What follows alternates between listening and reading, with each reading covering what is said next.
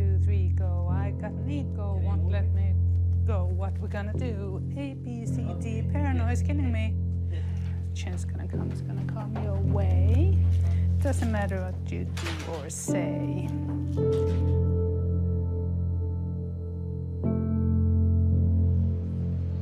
Moscou, décembre 2016. Vladimir Poutine règne en maître sur la scène internationale. Donald Trump s'apprête à devenir président des États-Unis.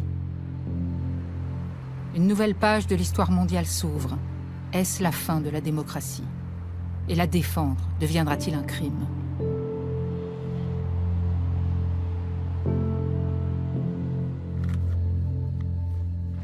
Edward Snowden connaît ces questions mieux que personne. Sous-contractant de la NSA, il a révélé les programmes de surveillance de masse des États-Unis sur la population mondiale. Depuis, il vit en exil en Russie.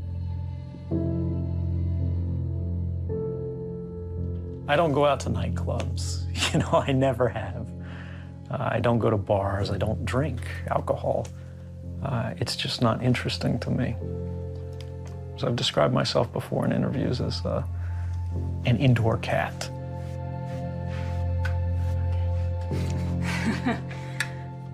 Do you have special requirements regarding phones and everything, or?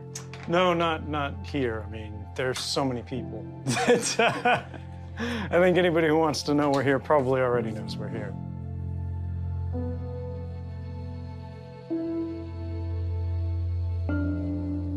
My name is Edward Snowden. I'm, I guess, 33 years old now. You know, the years kind of slip by when you're out in limbo. I thought when I was first transiting Russia that it was a terrifying and temporary trip because I never planned to stay here.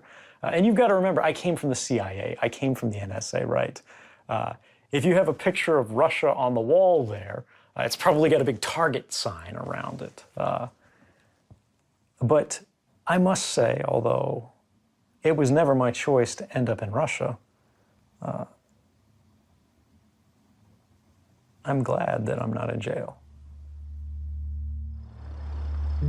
4 ans plus tôt, il quitte son poste à Hawaï pour Hong Kong. Dans une chambre d'hôtel, il remet à Laura Poitras et Glenn Greenwald, 2 journalistes indépendants de son choix, des informations confidentielles. Leur révélation secoue Washington qui lance une chasse à l'homme. Snowden est en transfert à Moscou quand son passeport est annulé. Coincé 39 jours dans la zone de transit de l'aéroport, il multiplie les demandes d'asile. L'Allemagne, la Suisse, la France, 21 pays s'inclinent devant la pression des États-Unis. Horripilant Washington, la Russie lui délivre un permis de résidence. Il arrive à échéance dans 6 mois. La relation entre les États-Unis et la Russie est devenue illisible. Le temps d'Edward Snowden en exil semble compter. The idea that great powers and countries can trade people away without regard to human rights is of course possible. Do I have any influence over it? No. If they want to do it, can I stop it? No. Will I worry about it? No. If my priority was safety, I never would have left the NSA. I'd still be spying on you today. There are things that matter more than safety. And I think the things that I believe in are worth the risk. Edward Snowden n'est pas le premier lanceur d'alerte de la CIA et de la NSA, ni le seul à défendre la citoyenneté et l'Internet libre. Avec l'Américain Larry Lessig et la députée islandaise Birgitta Jonsdottir, entre autres, ils crient dans le désert et se soutiennent à distance depuis des années. Professeur de droit, Larry Lessig fait intervenir Edward Snowden à Harvard.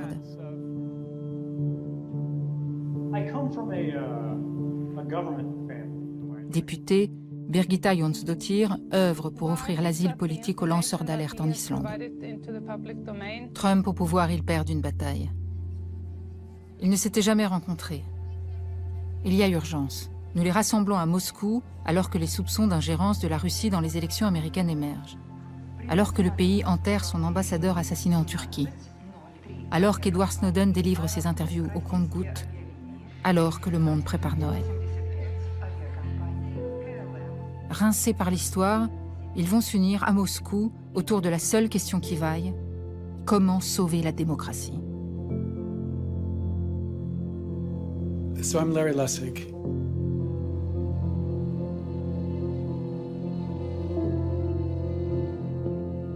À Harvard, Larry Lessig dirige un centre de recherche sur la corruption. Homme du sérail, il multiplie conférences et ouvrages sur l'influence de l'argent en politique. Il lance une mobilisation citoyenne, tente de fédérer des parlementaires susceptibles de changer la loi sur le financement des campagnes électorales, cause selon lui de tous les maux. Il se présente à l'élection présidentielle, le Parti démocrate l'éjecte de la course. For the last decade, I've been obsessively focused on how to revive a sense of democracy in America and around the world. I've tried increasing number of crazy ideas to try to bring about fundamental change. Because there's an increasing gap between who the democracy represents and the people. And increasingly the people feel that gap. Trump was elected because he tapped into an extraordinary frustration that Americans have with their government, with the sense that their government does not represent them. And the more outrageous he was, the more politically incorrect he was, the more he convinced the people that the elite hated him, so they should love Donald Trump. Because between the authenticity of a person willing to be completely politically incorrect and the fake integrity of every other politician on stage, it was an unfair fight for an America so cynical about their politicians.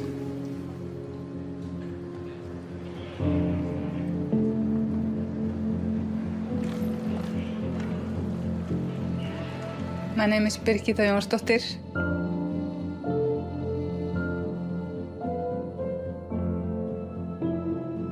Auteure, punk, mère célibataire, elle coproduit la vidéo Collateral Murder, qui en 2010 révèle au monde l'assassinat à bout portant de citoyens irakiens par l'armée américaine. Débarquée en politique à la faveur de la crise des subprimes, elle n'a qu'une obsession: aider les citoyens à se réapproprier leurs décisions, leur destin. I am a poetician, and I actually decided in the wake of the crisis to establish a political movement that should go inside the system in order to understand it, so that we could actually create alternative systems. And I established the Pirate Party with others, and we got elected in 2013, and we got recently in election 10 members of parliament out of 63. I think our uniqueness is mostly about the possibilities of engagement to bring the power back to the people, or take it from the powerful and give it to the general public, to be Robin Hood of power.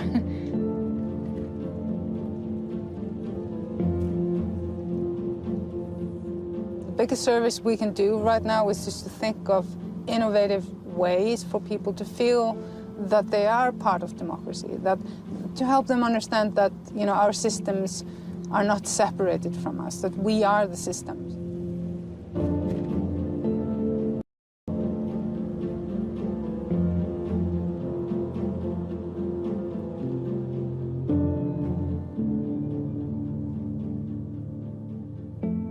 What was revealed was not just about surveillance. That's what people get because that's how the news covered it.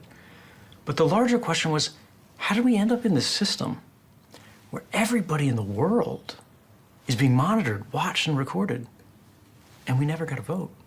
We never even knew what was happening. Our officials that were supposed to be voting on our behalf didn't even tell us. Increasingly, governments are considering hacking to be completely legal as long as they do it. And there are cases where this is a valuable authority, and you can understand why they would want to do this. The reality, and this is not my claim, this is from the White House, is that mass surveillance has never stopped a single terrorist attack in the United States. These programs were never about terrorism. They're about diplomatic manipulation, economic espionage, and social influence. They're about power.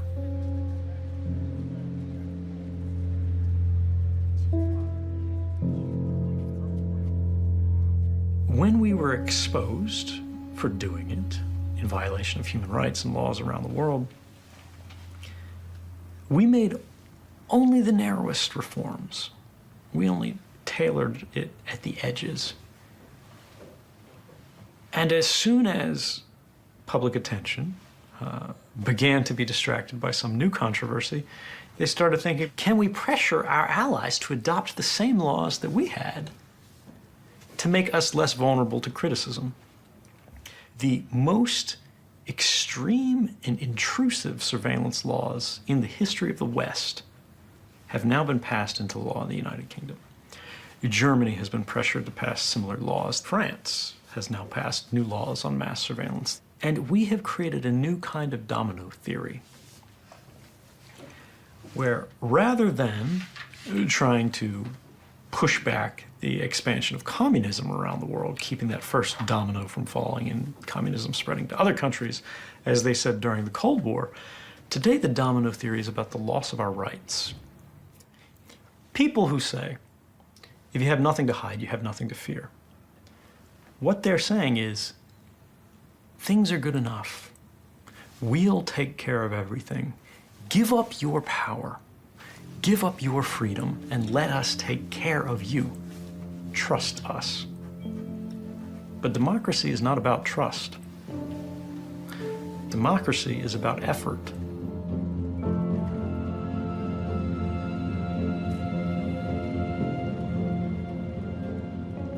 So we're filming this the day before the Electoral College will vote on whether Donald Trump will be our next president. And there's a movement to get electors to vote against their pledge.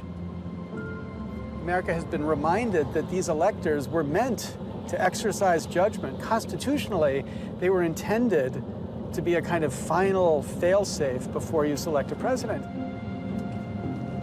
I've been, doing as much media as I possibly can, and I've been writing as much to kind of create the story, like a narrative that helps people understand how we get to where we are. I went around to lawyer after lawyer, senior lawyers, law firms, and they just wouldn't do it. And then we tried to recruit people to help us to at least make electors aware of their constitutional freedom to vote their conscience. And they refused to step up. The victory is too uncertain. They don't want to be embarrassed. They don't want to be me. They don't want to be in the position I'm in right now. And this dynamic is what's terrifying, because when you look, these people all believe this is the apocalypse. They believe this is a disaster. And yet, when they're not willing to risk personal sacrifice in the face of this, it's really scary. So they all stand silent.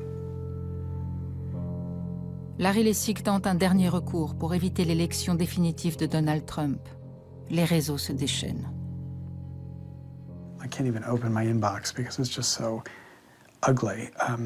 But, criticism always includes a reference to a gun in some way. And it's like a normal way to think about how you express your disagreement, that I disagree with you and I have a gun.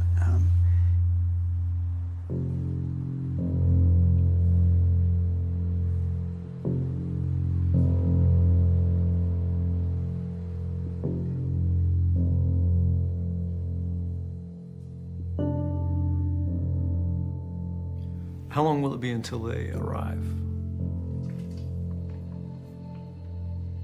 Brigida and Larry are seeing not just what's here, but what's coming, and maybe why we got here in the first place.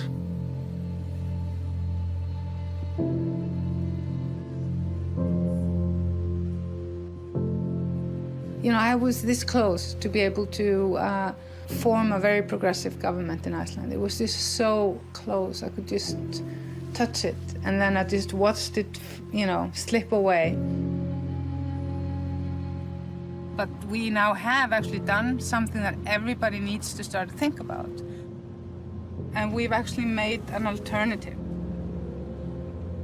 Anybody can actually write the policy. You don't even have to be in the party. You just have to then take it through a process, and then we take it into our voting system. Then it might actually end up as a law or a resolution or something that becomes a new policy in Iceland. I'm always felt that, myself, that if I wanted to live in my dream world, I had to help create it.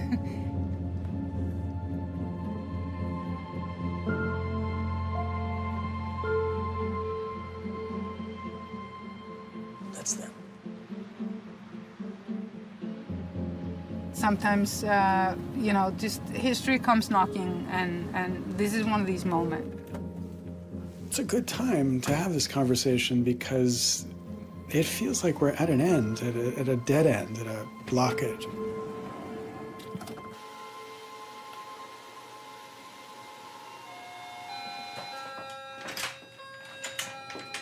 Please come in. How are you? I'm good. Oh, so good to see you. Yeah, finally.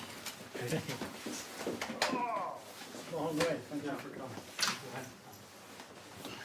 It's great to meet you. Thank you for coming all this way. Please. Well, it's extraordinary times for call for extraordinary measures. Yeah. Oh, you're one of these geeks. But do you guys want anything to drink or before we get started? Some water. Yeah, I would love some water. Do we? Yeah, I'll take the gas. Should have asked. Sorry. Yeah, how long are we gonna be on camera? How much as you want. As much as you can discuss with us that we can know of. So we're gonna go on film. Is that okay? Good. So, a poet, a lawyer, and a geek walk into a bar. And the question is, why do we believe in democracy anymore? What's the potential? Why do we think this makes sense? Because look, there's a lot of good evidence against it right now. You've had the best experience of any of us in trying to redefine what politics will be like. The Pirate Party in Iceland, even though you were incredibly successful, almost 15% of the population supported you.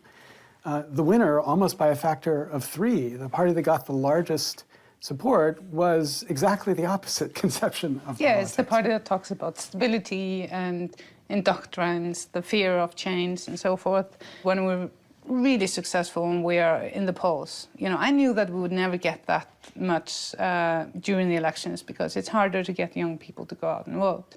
And our greatest support base is people below 25. But there was another element, a very strong element that was at play. Some of the media guys in Iceland were talking to guys like Bloomberg, were reporting to them that the investors were, pulling back because, there could be a Pirate Party victory in Iceland. I know that it had an influence on people that might have voted for us, but got afraid that, we would get into some sort of economic havoc again. So they played on exactly the right fears. And, one can become very frustrated that these things that we're so close to getting have not happened.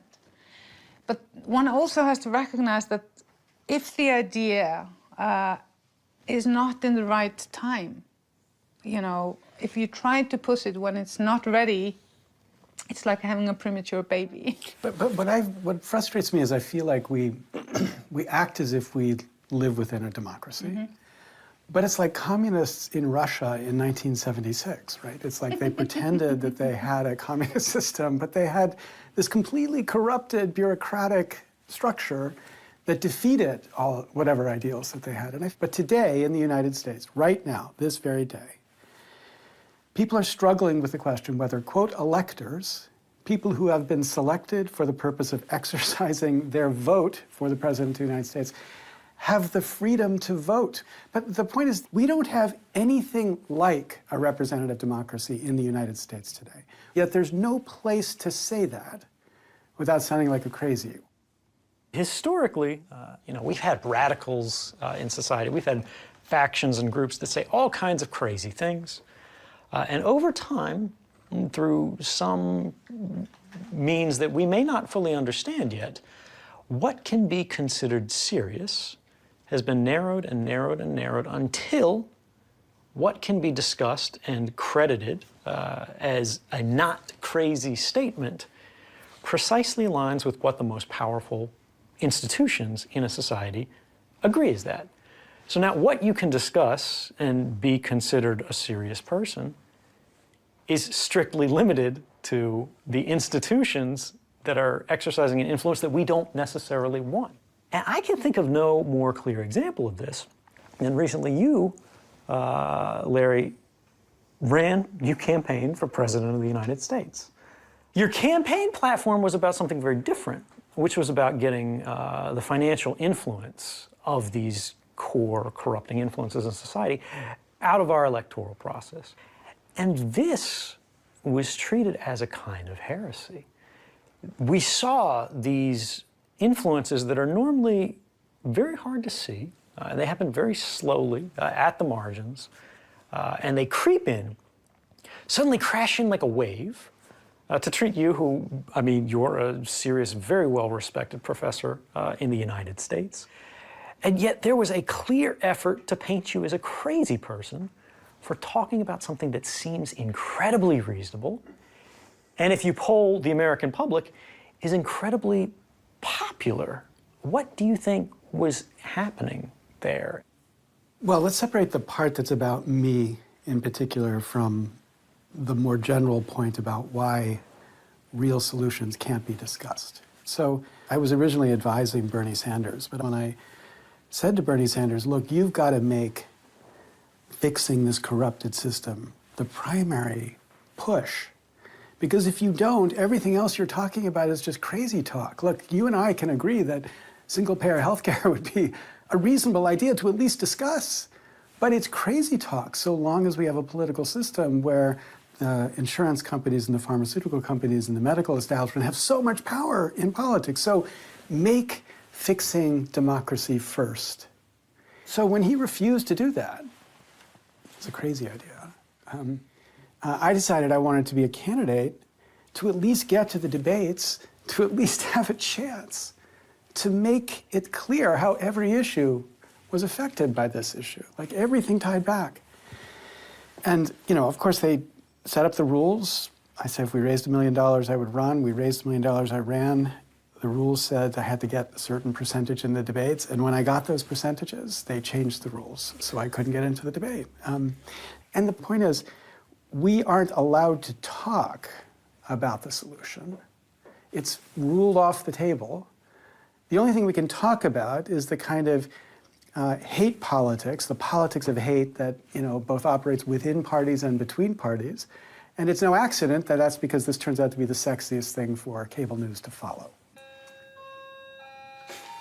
What is that? Девушка, можно? Later. Вам нужно срочно сейчас? Ну, можно потом? Спасибо. We're going to go again. This is, I guess, take 3.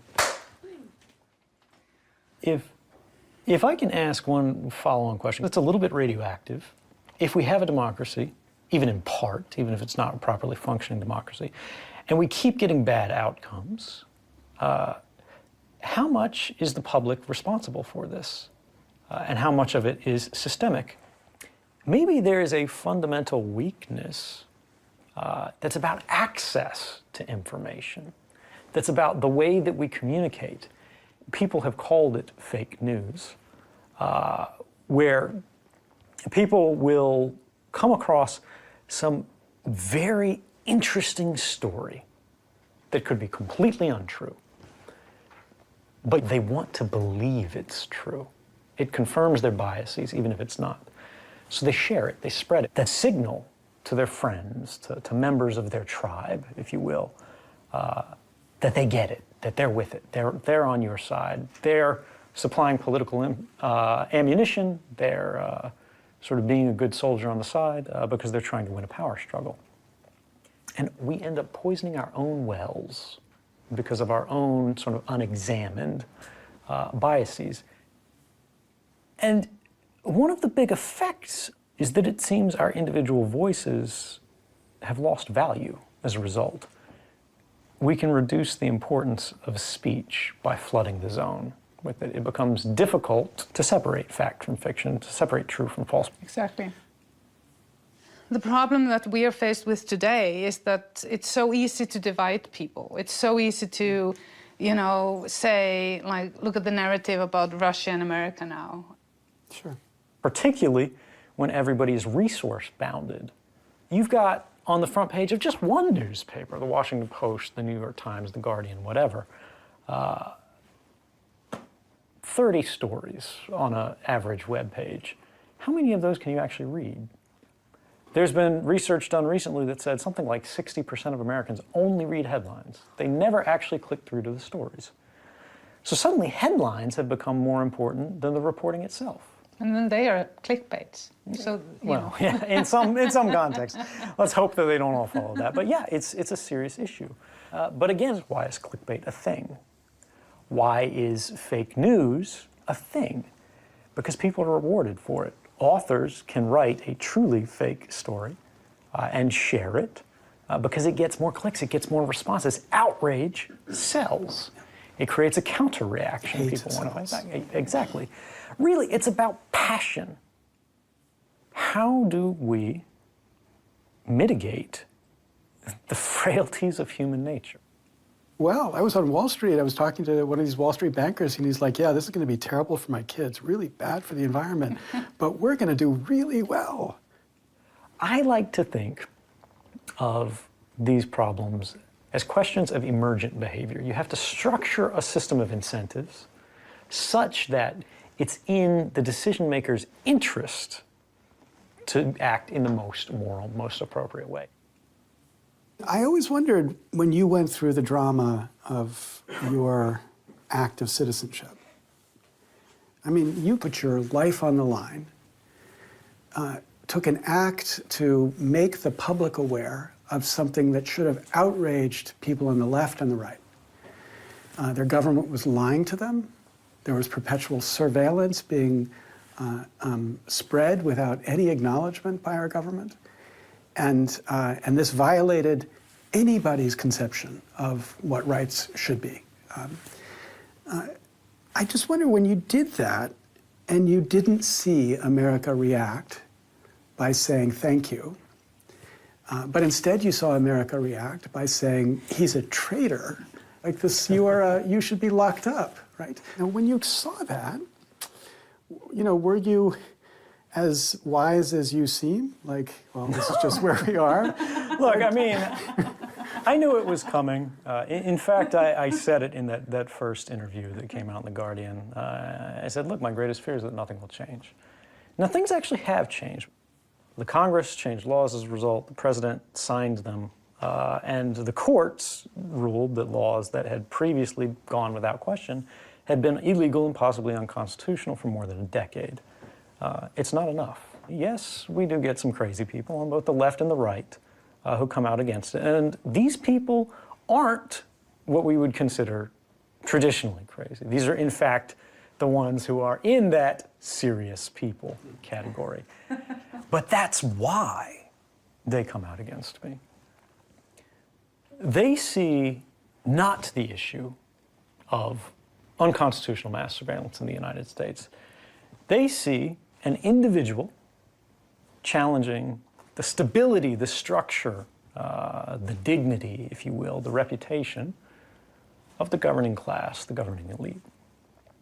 And, you know, it's right for them to disagree with. In fact, I'm happy to defend their opportunity to condemn me because that's not why I acted. It wasn't for them. It's that something changes, something of the gravity of the problems that we face and the necessity of dissent, of resistance when you're faced with them. My coworkers, when I talked to them, they were deeply concerned about it. They saw it as problematic. They saw it as likely unconstitutional. But they said, you know what happens to people who speak up. And when I was sitting there, it wasn't abstract ideas of the, beauty and honor of the US Constitution. Ultimately, that's a personal decision you have to make. What does it mean to you? And the question of democracy that we've been describing, for me, came down to this concept that it's not enough to believe in something. You have to stand for something or it doesn't exist. When it came to that, I didn't want to be the only guy on the X. Again, I was really happy. A young guy, a technologist, didn't graduate from high school, making an extraordinary amount of money. Living in Hawaii. Living in Hawaii, of course, with the love of my life. And life is easy. All I have to do is spy on people. That's it. It's not a hard job. It's anyone here could do it. But the problem was never going to get better unless somebody did something about it. And I had waited, and I had waited.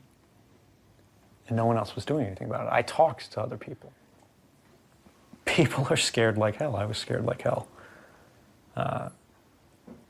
But not doing it became worse than doing it. And there's this idea that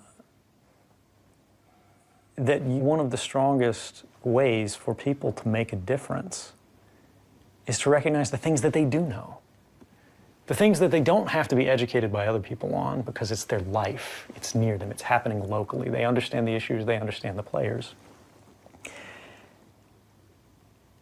And to recognize that there are no heroes. Nobody's going to come around and fix this for you, right? There is no class of person who goes around there, an adventurer, they're fixing all the problems.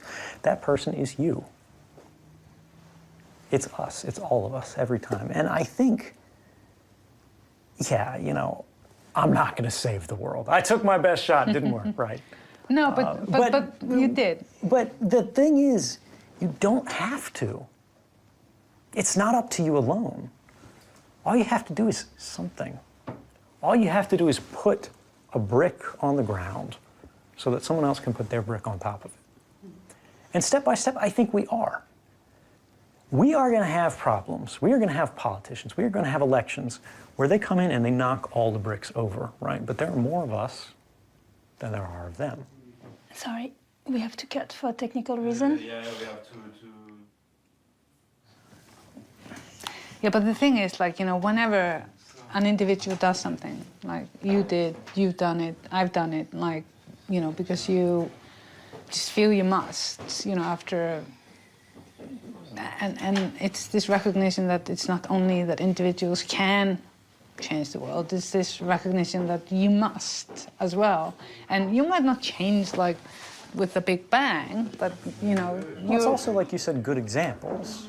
We need positive examples. We need people trying. We need people striving, right? Even if they don't make it.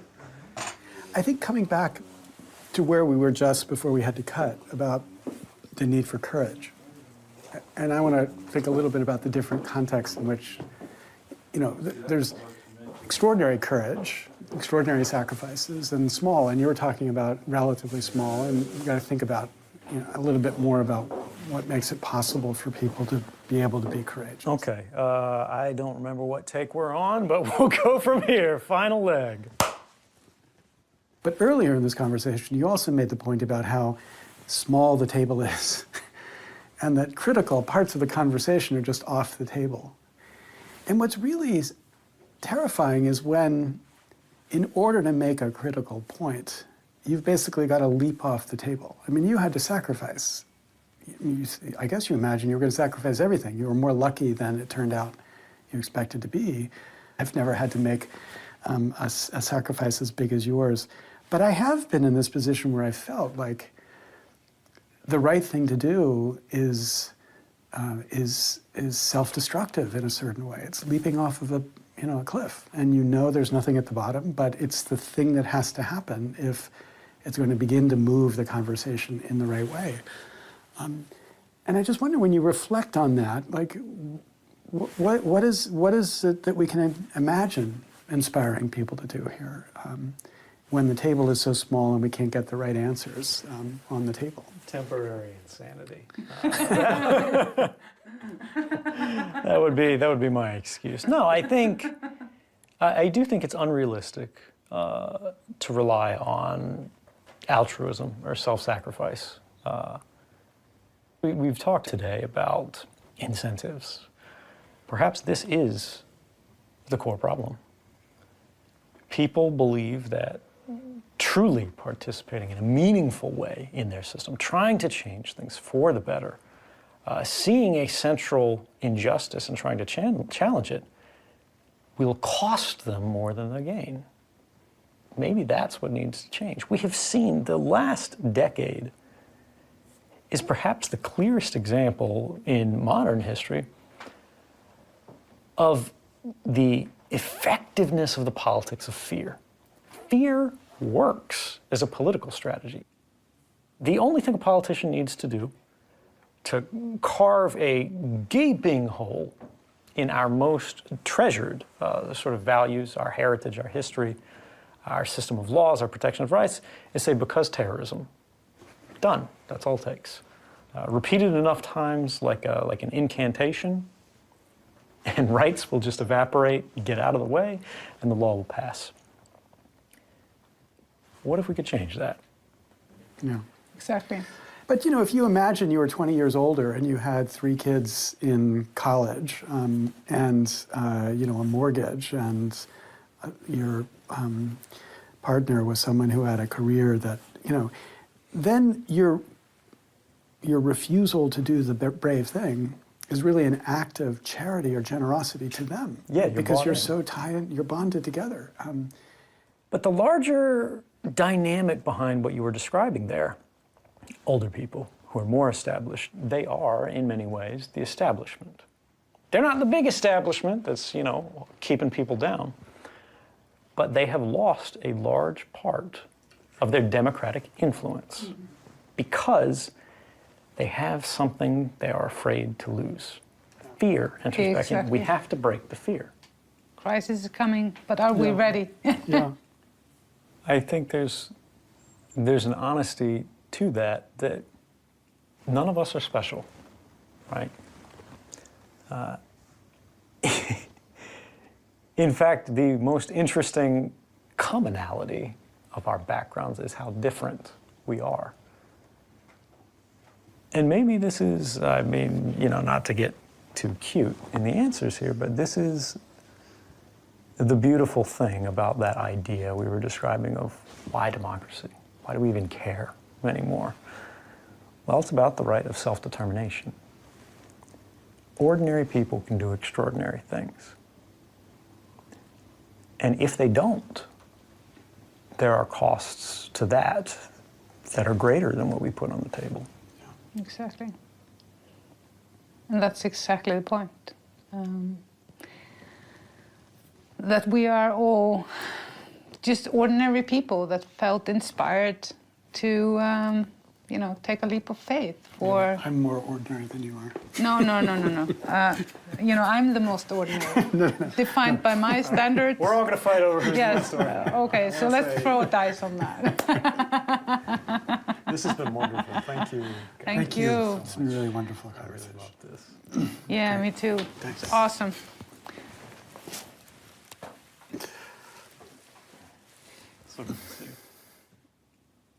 Happy? Can we lose the cameras? Thank you.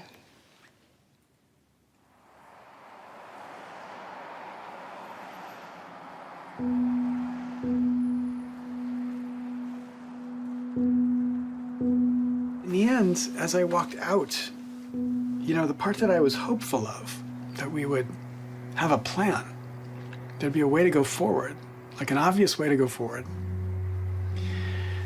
didn't happen.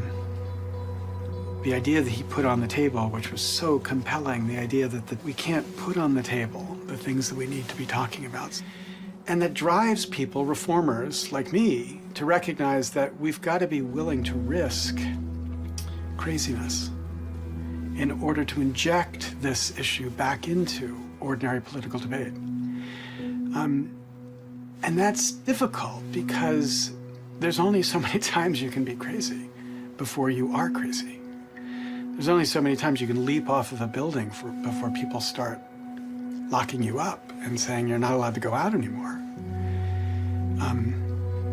And the failures pile on.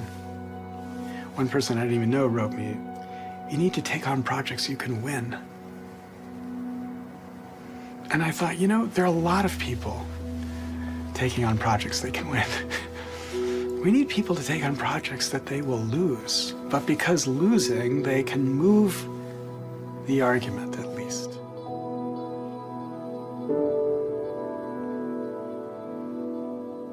The key to be able to function in these sort of times we're in is to just be able to willing to let go.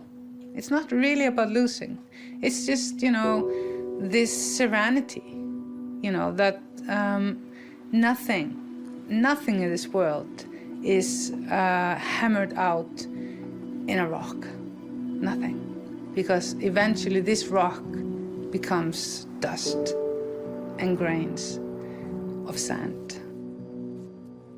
Maybe it's just like being able to let go of fear of change.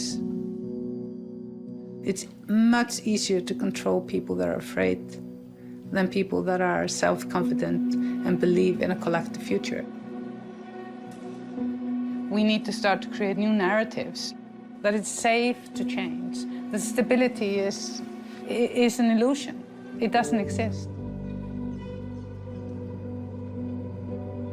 The refusal of the elite to confront the fact that democracy will not accept a system where they win and the people lose left us open for a populist and this incredibly destructive dynamic. I feel like I spent way too much time accepting the skepticism, taking it on board. And you have to ignore the experts in a moment of fundamental transformation, because the experts are experts within the system, not experts about how to get the system changed. Larry et Birgitta quittent Moscou, laissent Edward Snowden. Ses idées l'ont rendu apatride. Dans cette chambre d'hôtel, en exil, le temps s'étire. Il va bientôt redisparaître. Il n'habite plus que l'Internet. The question we struggle with is, who defines the eras? Who defines history? Who defines when change happens, when it started, when it ended? Every progressive action that's happened throughout history has grown out of a system that people saw was inadequate, a system that people saw was unfair, and that they then disrupted, they then overturned to lead to a new system. If we can't allow failure, what we're saying is that we can't allow progress.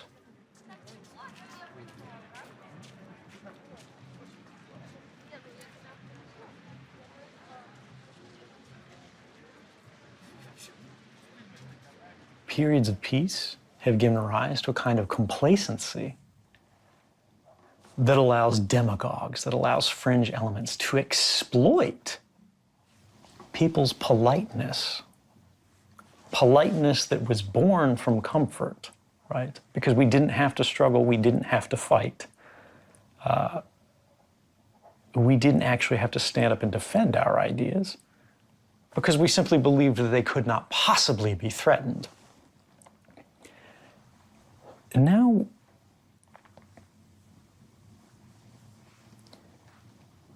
perhaps we become too polite. Perhaps we become too quiet. Perhaps our own comfort is our worst enemy.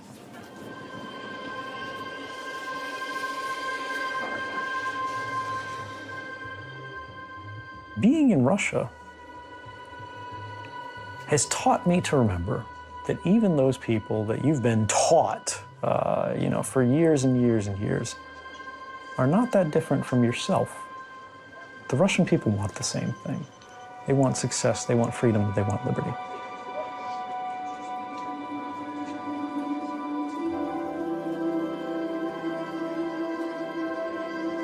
It is in these moments of instability where it becomes very fashionable to say the world has gone mad, there's nothing we can do. But I think these are the moments where hope matters the most. Individuals have never been more connected. We are more educated. We are more well-resourced in absolute terms rather than relative terms. Is it enough? I think so. Are the challenges great? Definitely.